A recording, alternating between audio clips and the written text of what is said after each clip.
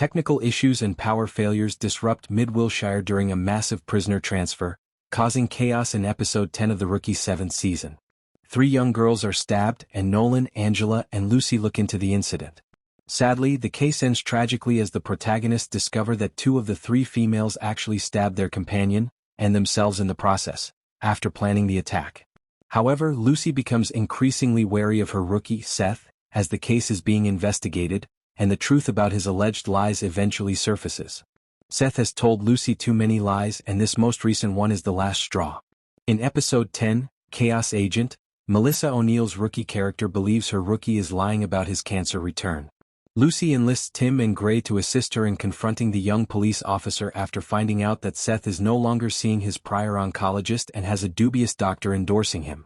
Gray threatens to fire Seth unless he agrees to a blood test to confirm his cancer diagnosis. Seth chooses option number 2, saying he will sue the LAPD for medical discrimination. Seth will surely seek retribution, and he will focus all of his rage and guilt on Lucy, his training officer, who uncovered his falsehoods.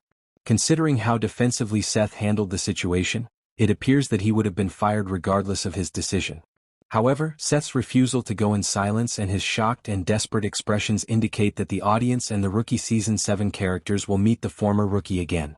Seth would definitely seek retribution, and he will blame and be angry with Lucy, his training officer, for exposing his falsehoods. Technically, Seth's final appearance might occur in the Rookie Season 7, Episode 10, but given the situation, that would be illogical and a huge waste of his potential as a villain. He will inevitably return for 2 reasons. First of all, this situation is hinted to in a later episode of The Rookie when Gray threatens to arrest Seth if he ever returns to Mid-Wilshire. Furthermore, the authors of The Rookie wouldn't have wasted so much time developing Seth's villain origin narrative around a significant figure like Lucy anyway, by finishing his arc with a quiet firing. Lucy will be the target of Seth's retaliation since he surely blames her for his termination from the LAPD since she exposed his deceptions. Fans are therefore justified in being concerned about Lucy's welfare in the upcoming episodes. Seth may not be seen again until Season 7 of The Rookie because he needs time to plan whatever is going to happen. But viewers, as well as Lucy, should brace themselves for a Caleb 2.0 scenario. In The Rookie Season 7, Lucy's life is in jeopardy, but it's a good thing Seth got fired early. To begin with, his plot was being stretched a little too far. Therefore, a development was very appreciated and needed. However, Seth was becoming increasingly careless with each episode, and if he had remained on the force past episode 10, more characters' lives would have been in jeopardy.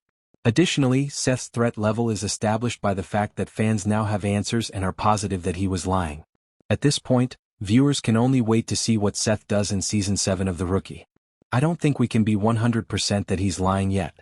He might just be willing to make a stand for his right to not have to submit to the blood test. Since it's been made clear that his tenure at Mid-Wilshire is shot anyways now since the trust has been broken. I'm sure something else shady is definitely going on there, but I'm not 100% that he's lying about his cancer being out of remission. Maybe he's being used by Eckert in order to pin something on the department like she's been trying to do to further her campaign for DA? Even if she's not, you can be sure she's going to come running when she smells this blood in the water. I also think villain is too strong a word for him. Antagonist, sure.